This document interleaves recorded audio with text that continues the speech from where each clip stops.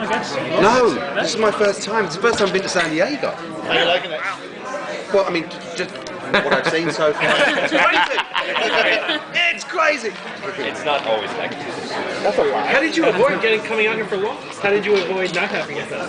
I did. I mean, I remember like Jorge and I think Dominic coming back and telling me about it. You know, like some wonderful trip, holidays.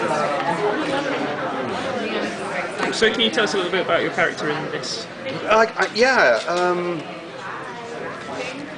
Well, I mean, I can now, since as they announced it today, so I'm allowed to do that. It's. I think just because what you have is, at least as I see it, is a sort of synthesis of ancient and modern. You have, I guess, the ability to draw from a classic, a well-known classic, and traditional folk tales, ancient storytelling, and making some sort of synthesis and giving it a contemporary edge. But to me, that means you have a lot of freedom with the piece, and that should mean you have a lot of freedom with the character. So we can do whatever we want. We have the opportunity to show, or at least confound audiences' expectations of what should be a fairly iconic character in their imagination. So it's a very defined idea, a very vivid idea of what Jafar should mean to them, but go in another direction completely, hopefully.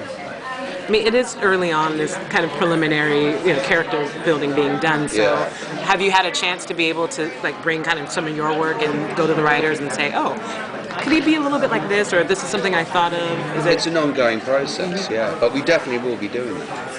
Yeah. So you start filming very, very shortly. Can you talk about that transition from doing the presentation to actually talking about the visuals of the character? Because I know you've been working with Eduardo and doing some of the costumes. Can you talk about the conversation now that the presentation is done and it's being picked up and you guys are filming? Well, yes. Let me be brief. I've worked with Eduardo twice on movies. I think I worked with him in a film called Kama Sutra, and then which is on Netflix, I think. Kama Sutra, and it had dancing in it. Was it Bride and Prejudice? Then he did, extraordinary costumes for both films. I'm looking forward to having those conversations with him because I didn't do the presentation. It was just announced today, so we are going to be having many conversations on it. Because it's visually, it's very important. The show's its visual premise is almost, I would say, 40-50% of the show. Well, because Alice in Wonderland, over the years that we've seen it, it's been such a vivid, and especially with Johnny Depp's film, the new one that's coming out, it's such a visual creation. Right.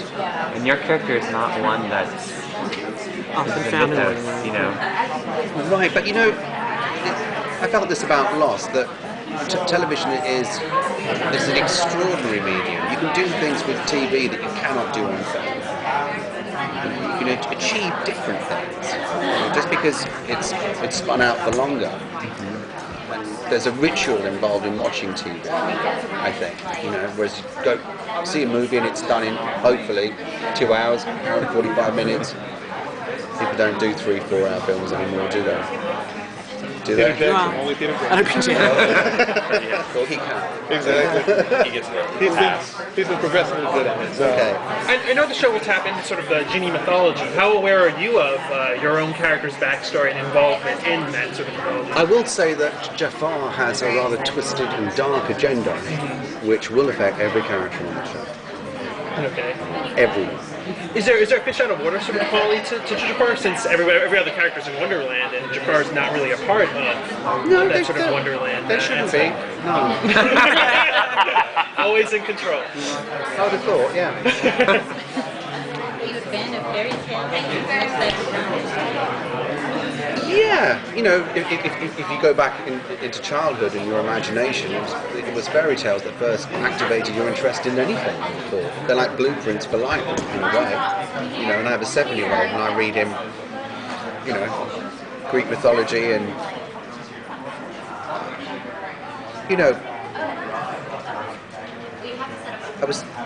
the most recent book I read him was Watership Down, which is sort of like the Odyssey, really, or the Aeneid, in the sense it's the journey of this rabbit.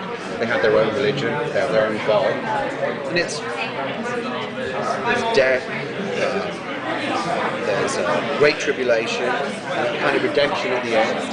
You know, you start very young with fairy tales, so I don't know how you could avoid them. Have you been in touch with your own fairy stories?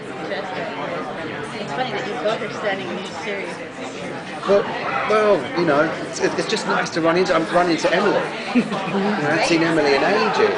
You know, like because we went through like 6 years, you know, on that island. You know, just to like run into her here and like, oh my God, what happened to your hair? It's not blonde. Do you watch any of the others, like On Hawaii Five-O or Mistress? I don't really watch TV. You know. Sorry. Only because your former cast members are on those shows. I know, but you know, you want to see them as people. Do you know what I mean? Yes, absolutely. Thank you. Thank you. Thank you.